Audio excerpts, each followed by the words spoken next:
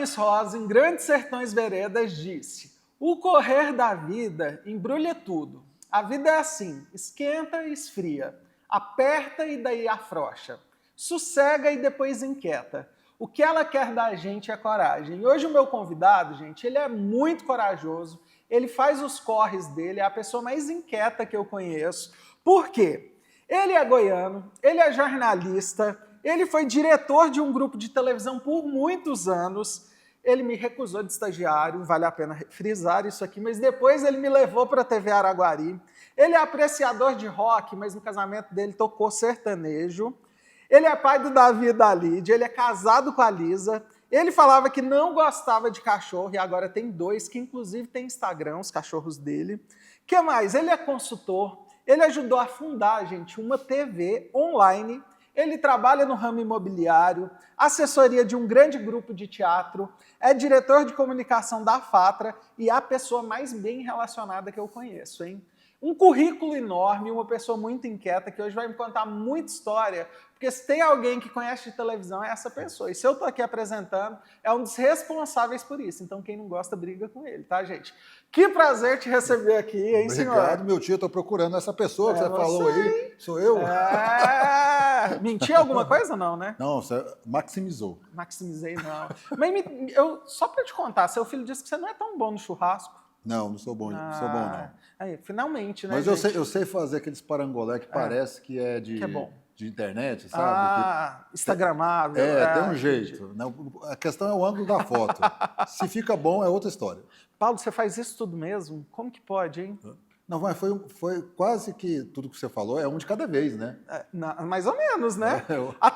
Atualmente, o que faz o Paulo? Eu faço assessoria de imprensa para empresas da área de construção, a direção de comunicação do Grupo Fatra, né, e também trabalho com publi editoriais para posicionamento de reputação de marcas. Olha só, gente, é muita coisa, hein? A cabeça não para, né? Não pode parar, não. Gente, para esse trabalho aqui, tem uma pergunta que norteia, eu sempre pergunto para todo mundo. Paulo, quem é essa gente que faz TV? É uma gente muito doida, né? É uma gente muito doida. Todo mundo fala isso, né? Porque quando começou, era algo muito artesanal, né? Você pegou as pessoas que vieram do rádio. Você tinha uma cultura do rádio e agora com vídeo. Ter as pessoas, você vê as pessoas com a facilidade que a gente começava a ver com a televisão, né, lá nos primórdios, dos anos 50, 60, era uma grande novidade. E você não tinha padrão, você não tinha como que faz, né? A tecnologia toda surgiu ali. A gente só tem as gerações atuais podem ter uma percepção de como é isso, com aquilo que a gente vê na internet. Há uns 20 anos atrás, a moda era um blog, você tem um blog. Né? Depois vieram as redes sociais, e o conteúdo foi aprimorando. Então, o jeito de fazer a internet foi aprimorando, e para a gente foi muito natural, porque a gente foi evoluindo com isso, né? Quando a gente volta lá na televisão, porque a gente vê hoje a televisão já muito elaborada.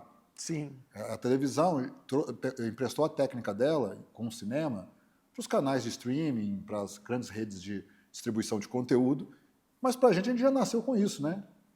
No caso da televisão, imaginar que as pessoas iam descobrindo o que fazia ao vivo. A gente fala hoje usa o termo online, né? Mas ali estava live, né? Estava live acontecendo e as coisas improvisando e vendo o que dava certo e repetindo e um aprendendo com o outro e gente maluca mesmo. Vamos pôr isso aqui, vamos pôr uma banda lá dentro, vamos pôr uma atração e aí funcionava e continuava funcionando e evoluiu. E o que te cativou para querer trabalhar com televisão? Ou foi acontecendo? Eu via muita televisão quando era criança, né? Sua memória? Sua memória, qual programa você assistia assim que você gostava muito? Olha, eu tinha um programa que, quando eu era criança, eu assistia ele lá em Goiás, ele chegava em Anápolis, onde eu morava, e depois, quando eu ainda criança mudei para Brasília, era onde o programa era feito, chamava Carrossel. É um programa que era feito pela TV Brasília, e incrível, né? Depois que eu fui trabalhar com televisão, que eu fui pesquisar. Esse Carrossel ele chegava a registrar, na época dos anos 70, 100% da audiência de Brasília. E era um fenômeno. E aí, quando eu mudei para Brasília, eu tive a oportunidade de participar lá no auditório do programa. Ele era um programa que tinha gravações externas. E depois de muito tempo depois, quando eu vim parar em Uberlândia, que eu fui descobrir que o último diretor do programa foi o Darcy Rosa, que foi ilustrador da TV Triângulo, com 17 anos, que é artista plástico hoje muito reconhecido, ele é aqui da região, que é autor daquela obra que fica em frente ao Teatro Municipal, aquela obra de inox, que está aqui em Uberlândia. Ou seja, em algum tempo, lá nos anos 80, eu passei lá no auditório que ele estava dirigindo um programa e vim parar na televisão que ele trabalhou aqui quando começou a carreira dele. E, Paulo, pela sua experiência, você começou na TV, eu vou falar integração aqui, foi como produtor, né? Foi, como produtor, no ano 2002. Já vivi a loucura de tudo, né? Porque a produção é onde começa tudo ali do jornalismo, né? Isso te deu muita bagagem para quando você virou diretor, assim, entender realmente os processos de tudo? Como que foi a sua experiência de produtor? Então, o legal de ser produtor, principalmente de telejornalismo, né? Isso não é a mesma questão quando você vai para o cinema ou para a produção audiovisual. Mas o produtor de jornalismo, ele, na prática, é a pessoa que primeiro fica sabendo das coisas. Por quê? O produtor é aquela pessoa que, quando você liga na televisão, aqui atende o telefone. Quando você manda um WhatsApp, é ele que está lá com o WhatsApp. Então, ele fica sabendo primeiro. E, via de regra, as TVs são estruturadas assim. Você tem 1 ou 2 produtores para 4 ou 6 equipes de reportagem. Por quê? No final das contas, toda a produção tem que se transformar em minutos de gravação. Então, você coloca gente estacionada na emissora para poder ser um para-raio dos fatos, selecionar os fatos e ver o que vai para a rua virar matéria. Então, enquanto um repórter faz aí um bom dia produtivo 2 ou 3 matérias, o produtor passa por 9, 10, uma dúzia de matérias de assuntos por dia. Isso fora os que ele joga fora, que não cabe naquele dia. Então, você fica muito bem informado. Por outro... Você gostava? Gostava, é muito bom. Outro fator muito bom da produção é que, primeiro que você tem que lidar com a fonte que está ligando e reclamando de um problema trivial. Quando eu falo trivial, problemas cotidianos. Cidadão comum, vamos chamar assim. E você já tem que ligar e marcar para o repórter entrevistar quem vai dar a solução para aquele problema trivial. Então você conversa com o cidadão mais simples e conversa também com a autoridade. Então não é muito incomum nas televisões, às vezes a gente está na produção conversando com a fonte, a gente fala assim, amanhã às 9 a gente está aí, o produtor está falando a televisão, né? E quando o repórter chega lá, ele perguntava assim, mas não era o Paulo que vinha? Porque a fonte cria a relação, mas é com o produtor que tem mais tempo para conversar com ele.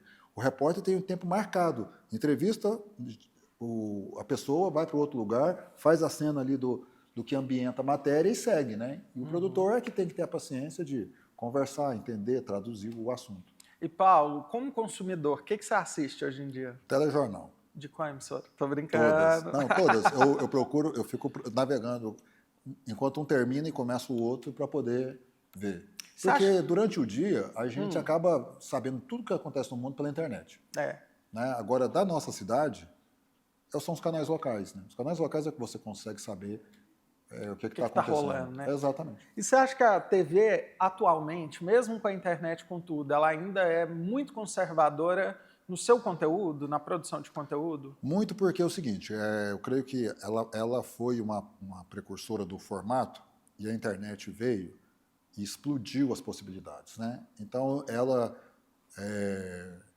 os grandes canais, Globo, Record, SBT, Band, eles são muito conservadores em darem o primeiro passo para poderem oferecer tudo que poderia oferecer para o usuário. A internet não. A internet, se um grande player não fizer, você experimenta o que tem de novidade num pequeno. E aí o grande tem até a confiança de poder mudar algum formato, porque está havendo teste sendo feito no pequeno ou até do outro lado do mundo, porque você não precisa de uma concessão para poder fazer um canal de internet. Outra, você não segue a lógica de que é um programa depois do outro. A coisa não tem linearidade. Então, eu tenho horas e horas de conteúdo sendo descarregado todo segundo. Enquanto na TV aberta, ele tem uma linearidade. Só que a nossa vida já deixou de ser linear há algum tempo, né? Então, a gente não espera mais o Jornal da Noite para saber o que aconteceu. A gente sabe na hora. Então, aquele formato muita gente acha que foi uma grande revolução, que a gente tinha uma mesa e saímos de trás da mesa, tiramos a gravata do apresentador. Isso é bacana, mas isso ainda é muito pequeno do que a gente consegue ver na internet, porque na internet você vê coisa virando do avesso. O uso das ferramentas digitais, o uso dos canais, né? A própria TV aberta, com a tecnologia que ela tem, ela é muito conservadora do que ela poderia entregar. Sim. Hoje, cada canal aberto de televisão, a tecnologia permite que ele entregasse 4 conteúdos diferentes ao mesmo tempo.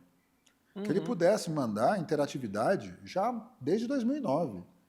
Só que a coisa foi tão lenta que a Smart TV chegou e engoliu a interatividade da TV aberta.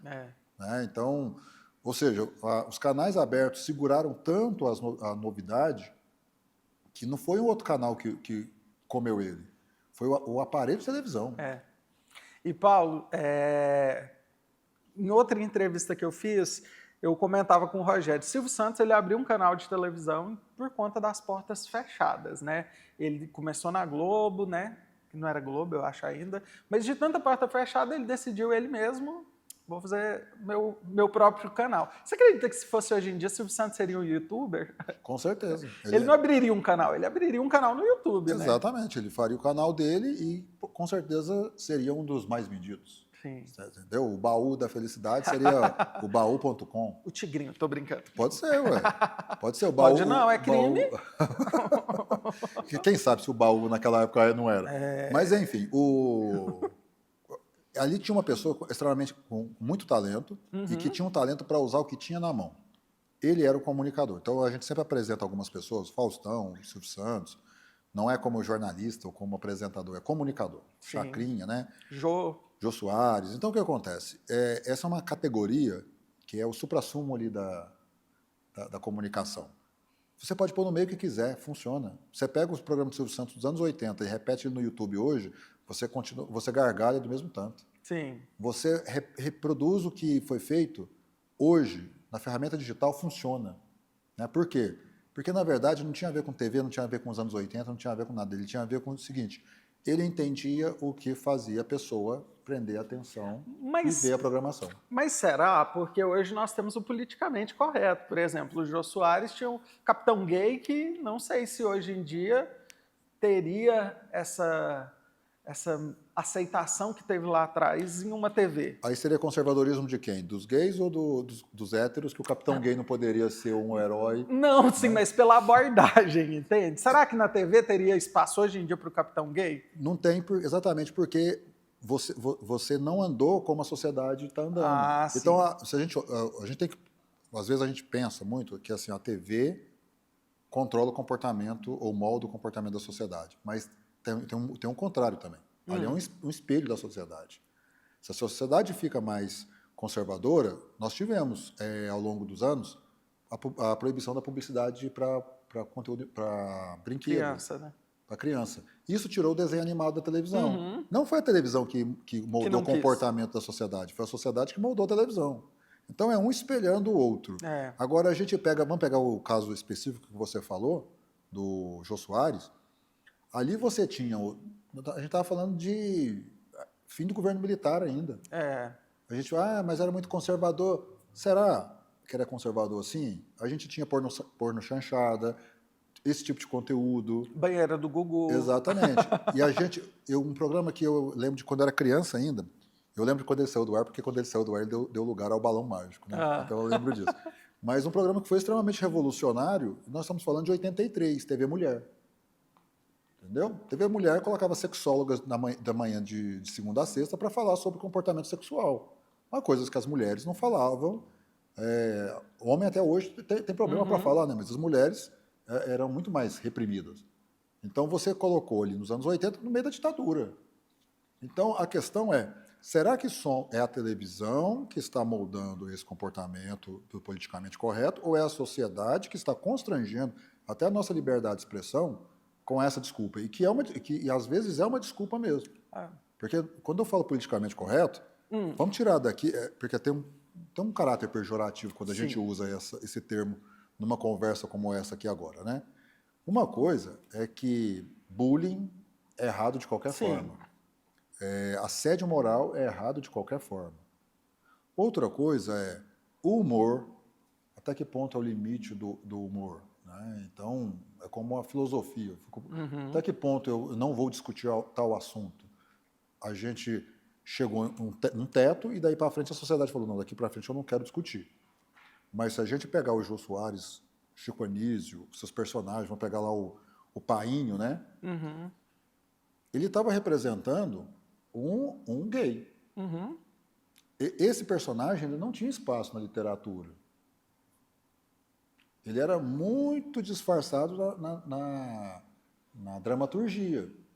Ali, com o humor, ele começa, né? A gente começa a ver, reconhecer que existem essas pessoas com essas preferências, com essas opções, com essas escolhas, liberdades que eles têm de decidir a própria vida, no meio da gente. Mas a gente precisou do humor para poder materializar ele na tela da televisão, que era um validador social. Sim.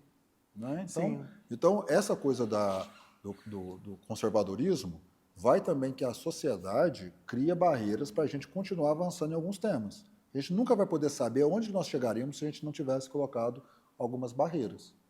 A gente sabe onde a gente está agora e a gente tem que avaliar. Do jeito que está agora, tá bom? Pergunto para você. Né? Agora eu sou o entrevistador aqui. Tá bom? Né? Não me parece, né? Porque a gente continua com problemas. Eu acho que regrediu em muita coisa, né?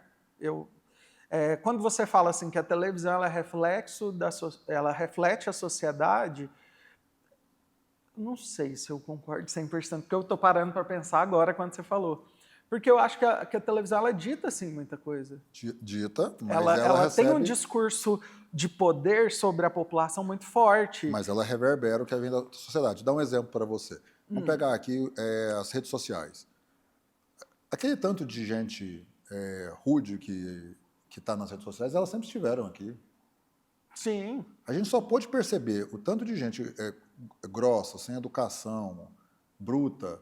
Com a internet. Com a internet. A internet ela não fez as pessoas ficarem mais brutas. Ela deu voz para eles. Sim, concordo. A questão é, a gente prefere saber que eles estão entre nós ou a gente prefere continuar agindo disfarçadamente como se eles não estivessem? Entendo. Né? Eles existem de qualquer jeito. Se eles não estiverem lá gritando no Twitter, eles estariam na rua agredindo alguém. Não está mais gritando no Twitter, né? Exatamente. Por enquanto, né? Mas é interessante a gente pensar isso. Por exemplo, será que o programa do Jô se chamaria Vivo Gordo hoje em dia? Pois é. Né? Exatamente. São coisas que eu me pego pensando. Mas, por exemplo, então, já que a gente tocou nisso, o que você acha desses influencers, essas pessoas da internet que estão dominando a televisão e criando muito debate no meio jornalístico, entre atores, porque os influencers estão entrando em tudo, na novela, estão apresentando programa, olha, a Virgínia, a galera toda, o Milton, o que você acha disso? Então? Não, o Milton é aceitável. O Milton é aceitável. Mas falando sério, o que reflete muito ali, primeiro é um reflexo de um momento que a televisão está passando. Né? A televisão era quem formava, durante um tempo, gente para as outras, para a internet, para outros veículos. Teve um tempo que foi o cinema. Mas a própria televisão nos mostra que isso é muito mais natural do que a gente pensa. Né? Quando a TV começou, quem apresentava era a Hebe, que era cantora. Então a TV foi no rádio buscar as pessoas para poder ocupar o espaço. Aqui em Uberlândia, a TV foi no rádio buscar o Orley. Sim. Então, então o pessoal da... O que você acha? Se a gente estivesse fazendo esse programa aqui em 1970, seria o que você acha da televisão ir buscar no rádio as pessoas, né? Em vez de formar as próprias pessoas? Então, a coisa continua. O que a gente vê agora, que é o seguinte, o veículo que já foi tão dominante, ele também recebe gente de outros lugares. O que é espantável ainda é que, em vez de transformar os seus apresentadores em influencers, porque eles são, você busca os de fora. O que está sendo feito com aqueles que foram formados ali, informando a população todo dia, manhã, tarde e noite, o rosto que é o mais conhecido da cidade? Por que eles não são considerados para esses espaços, né? Mas você foi diretor, por exemplo, existe certas restrições dentro do jornalismo, por exemplo, de fazer publicidade, não tem? Sim. O que você acha sobre isso? Não, aí você tem que considerar que é o seguinte, Uma coisa é você ser influencer, outra coisa é você fazer publicidade. Entendeu? Não são, as duas coisas andam juntos quando o influencer vende, mas eu posso ser influencer na política sem vender nada. Mas Eu você é eu sou uma contrário, opinião o considerada. jornalista... Totalmente pelo seguinte, o cidadão precisa ter o mínimo de segurança para entender que aquilo é jornalismo. Que aquilo não é uma notícia vendida. Ele tem uma opinião, o jornalista tem uma opinião, tem uma crença e tudo mais, mas quando ele se coloca no papel de pegar uma informação, esmiuçar ela e levar para você, ele está fazendo o maior esforço possível para se desconectar de suas opiniões e levar algo o mais isento possível. Né? Existe isenção? Não, ninguém consegue se desvincular das suas crenças, mas existe imparcialidade. Imparcialidade é eu reconheço que eu tenho uma opinião e eu vou fazer o possível para contar essa história, apesar da minha opinião. Entendeu? Quando eu vendo um produto, em algum momento, ou pelo menos naquele item daquele produto, eu nunca poderei ser isento. Né? Porque naquele item lá, quando eu passo por aquele cliente que eu atendo, eu vou tentar beneficiá-lo ou vou tentar protegê-lo da notícia ruim. Então, as duas coisas não casam. Entendi. Isso não quer dizer que não exista um influencer que vende. E, aliás, é o que mais existe é esse. Agora, vamos imaginar influencers que não vendem. Nós temos. Temos. E se a gente olhar para trás, é o apresentador que dava a sua opinião no programa de entrevista, o apresentador do jornal, certo? Que fica ali quadradinho, né? Só reproduzindo a melhor leitura dos fatos que for possível, né? E eu sempre coloco esse se for possível, por quê? De novo, a gente está contaminado. Com certeza. A gente pode nos limparmos das nossas ideologias e crenças, mas eu não me descontamino de ser brasileiro. Sim. De ter um vínculo com Minas Gerais, com a minha região, e eu vou dar as notícias sempre com esse viés de alguma coisa que permeia a minha vida, né? Entendi. Então não pode. Jornalista não deve. Mas no Balanço Geral tem merchan? Não devia. Não devia. Polêmica. Tô não brincando. devia. Não deveria. É muito fácil resolver isso, gente. É só na hora do tem muito merchan. Para o cliente, para o telespectador, pouco importa onde entra a publicidade. Se ela entra num balãozinho aqui, se ela entra numa tarja aqui. A questão é, quando o jornalista usa a imagem dele para vender, então nós temos que passar o seguinte, ele não é jornalista, ele é um apresentador. O jornalista é o outro que foi lá contar a história. Só que isso é uma linha tão tênue, e o público também não tem isso fechado, a sociedade não tem isso fechado. O que é um jornalista, o que é um apresentador, o que é um comunicador? Sabe por que isso seria importante? Porque a gente não tem que olhar tudo como sendo jornalismo também. Sim. Não, ele está ali, igual a gente esperar que o Galvão não comemorasse o gol do Brasil. Ele tem que ser isento, porque ele é o narrador. Não, gente, ele é o narrador brasileiro. Ali não é jornalismo, ali é torcida. Aliás, o nome já chama. Ele tem um lado. Ele tem que chorar nos 7 gols da Alemanha e comemorar o no Brasil. Mas no Big Brother não pode, aí tem que ser isento, né? Então, aí no Big Brother que é um jogo mesmo. O Pedro Bial não pode, né? Pode. Pode? Porque ali é um jogo. Ali é um jogo, não é jornalismo. Não, Pedro Bial não, gente, já perdi, a Tadeu, né? Não, ali é um jogo, ali ele tem que brincar. Agora, nós não separamos isso, e aí fica confuso, por quê? A gente, afinal, está vendo isenção ou está vendo entretenimento? Não que um ou outro é errado, certo? Vou apresentar a notícia que o jornalista foi na rua gravar, mas eu não sou jornalista. Então a gente define, isso é jornalismo, isso não é jornalismo. Isso é um programa, isso é um telejornal. Problema nenhum. A questão mesmo é nós delimitarmos para nós sabermos, eles estão procurando isenção. Por quê? No fim das contas, o que acontece é que a sociedade hoje desconfia do jornalismo. Né? Tá caindo muito no descrédito. E a gente ouve muito, Paulo, falar que a TV se integrou na internet, a internet se integrou na TV, né? Tá tudo muito misturado hoje. No entanto, que as emissoras, elas foram para as plataformas, né? Globoplay, não sei o nome das outras, mas todas têm Netflix, isso. Prime. É multitelas e é tudo misturado. Mas você acha que houve realmente essa integração? Não é um trocadilho, viu, gente? Houve realmente uma integração ou é balela?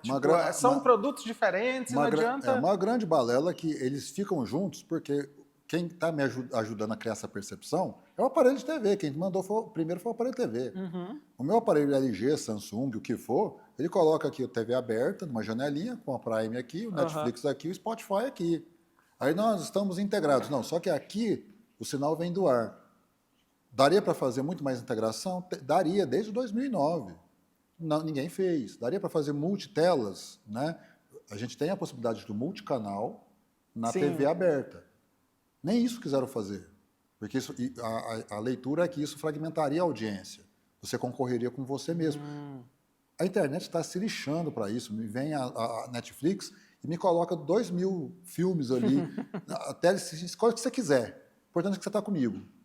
Então, o aparelho de TV criou essa sensação que está tudo integrado.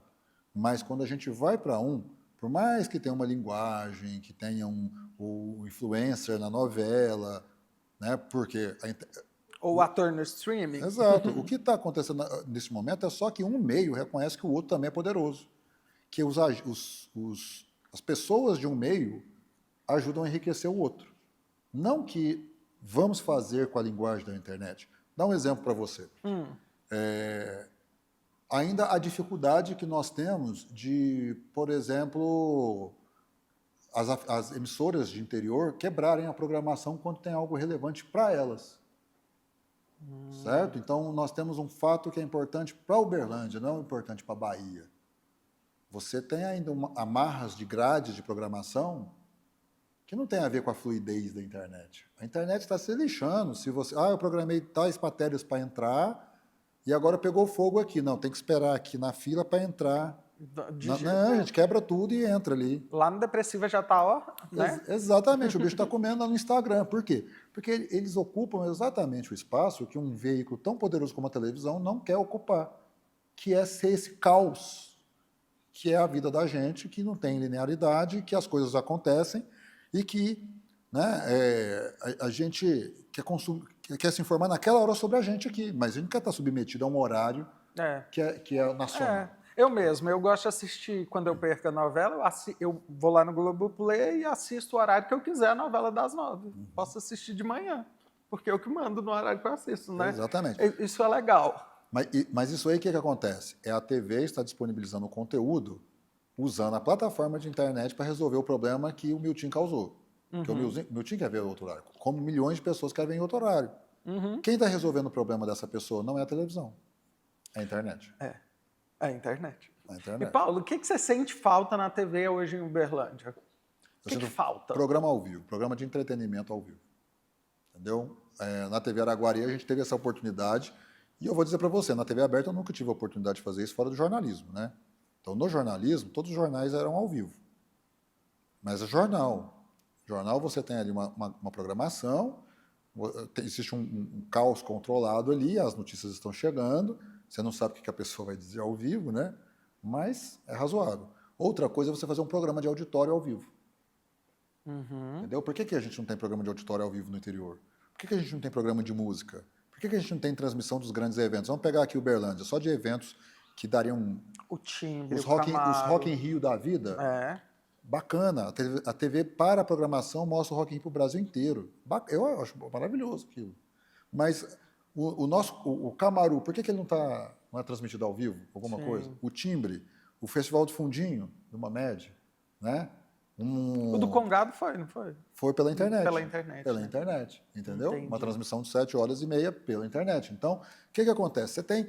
As coisas estão acontecendo, são eventos locais, você tem ferramental que hoje é uma fração do que era 20 anos atrás o equipamento, para fazer a mesma coisa. Que antes você tinha que ter grandes equipamentos, um carro de R$1 milhão, um satélite para poder mandar o sinal. Hoje você faz tudo com celular, a qualidade é melhor do que você faria há 20 anos, mas ninguém está fazendo. A internet vai e faz. E, Paulo, pegando o gancho já, que eu vejo que você é um entusiasta da internet, né? Como que foi criar uma TV online? É uma loucura, né? Apareceram 2 cidadãos muito malucos procurando, me acharam pelo LinkedIn, perguntando como é que seria, né?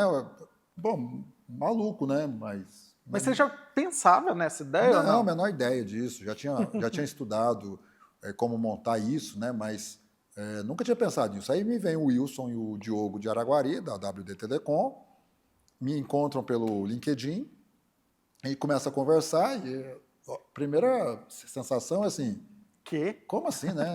Um descrédito total. Como... E os caras realmente queriam montar uma televisão. E montaram.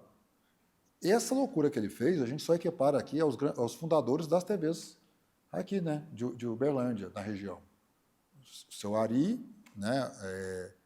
Que fundou a TV Paranaíba, e o trio de empresários que fundou a TV Triângulo na época. Porque era uma coisa muito ousada. E cara, né? Hoje, para fazer uma TV online, não é muito caro. Não. Com R$500 mil você faz uma TV com uma grade significativa e, claro, você tendo na região uma produção de conteúdo que você consiga atrair para isso. Então, foi um jogo de ganha-ganha, em que pessoas tinham conteúdos, outras pessoas malucas, né, igual o Nossa Prosa. Né? O Sertão Minas. Sim. Né? Todas as pessoas já faziam conteúdo. Tinham a vontade e capacidade de fazer o conteúdo. Só que estava tudo fragmentado, cada um fazendo o seu. Ali ela juntou tudo. Entendi. Começou uma plataforma.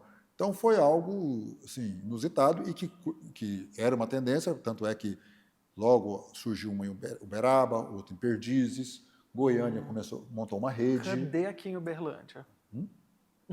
Como? Cadê uma aqui em Uberlândia? Cadê a de Uberlândia, né? Cadê a de Uberlândia? Gustavo, faz uma. Exato. Ô, Paulo, mas me fala, depois de trabalhar muito tempo em televisão, quando você saiu, você ainda tem vontade de voltar a trabalhar com TV? Não. Nossa. Por quê? Porque tudo tem seu tempo, né? Já deu tudo que você tinha que dar. Já deu que tentar, já foi bacana. Passou muita raiva. Projetos como o da TV Araguari são projetos muito interessantes. Eu gostaria de montar mais projetos como esse ou mais conteúdos como aqueles lá.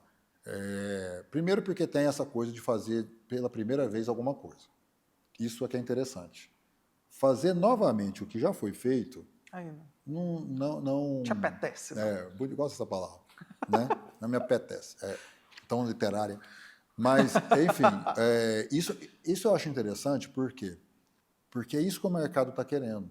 É isso que o público está querendo. Ele quer programas interessantes. Ele quer quadros interessantes. Coisas diferentes. A Uberlândia é um paraíso de conteúdo, assim. A gente vê aí os perfis de internet que são dedicados ao imobiliário, ao turismo, à gastronomia, os podcasts feitos aqui na cidade. Quando você junta tudo isso, você tem um potencial enorme. O mercado de revistas de Uberlândia, o social. A gente, olhando uma cidade desse tamanho, você não tem um programa social de Uberlândia. Eu podia perguntar. O povo lê muita revista. Tá vendo? Muita revista. É um produto muito vendido em Uberlândia. Sério? Por quê? Porque você tem ali uma marca, um conteúdo exposto com uma atenção diferente. É diferente de eu estar na internet passando, outra eu estou parado, estou numa sala de espera e eu estou vendo um conteúdo. Então, a marca fica ali com uma exposição muito boa. Então, a Uberlândia tem um mercado de revista que é muito rico, perto do nacional. Mas isso acontece em outros mercados aqui. Se você pegar o mercado de Instagram, por exemplo, os conteúdos que nós temos aqui são muito bons. Você tem um canal de televisão só abrindo Instagram aqui, selecionando meia dúzia de Eu vou ficar na sua cabeça para você abrir essa ideia e aí você me chama, tá bom? Precisamos só de um patrocinador, Olha tá? Aí, e a gente, conta... Fica aí a dica. Eu já tenho a planilha do Excel com a conta. Olha aí, é isso aí, então. O Paulo vai abrir uma televisão e vai me levar. Você é igual Midas, né? Você tem muitas ideias onde você pega, vira ouro. Você teve muitas ideias incríveis. Né? Os maiores sucessos de Uberlândia foi você que criou. É como diz o ditado, o pessoal só vê as pingas que a gente bebe, né? Não vê os tombos que a gente leva. O Toindo foi você que fez, não foi? O Toindo era um quadro no MGTV com o Marcelo Honorato, né?